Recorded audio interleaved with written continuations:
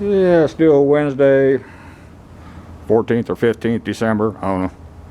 This is a little hose holder I made, recycling some of the fence posts from the kennels that I cut up, took down. Very simple. 45-degree cut there, weld it. Do a saddle cut there and weld it. It ain't gonna fall apart, I know that. Good height.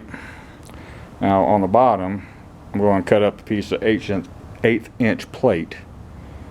And probably put in 3 anchor bolts into the slab, and then weld the post to the plate.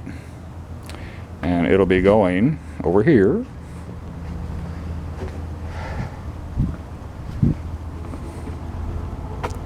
Somewhere in this area where that block is, maybe.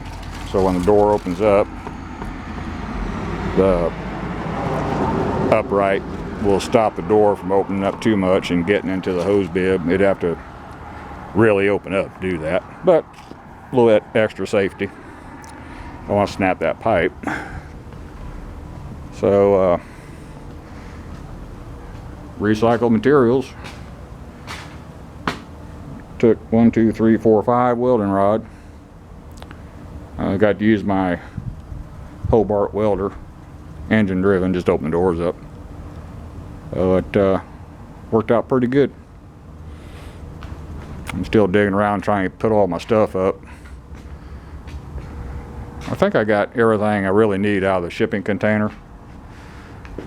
And all my welding stands are up at the farm. I need to get them down here. And I've got some other jack stands to use with the draw cut saw. They're in the shipping container.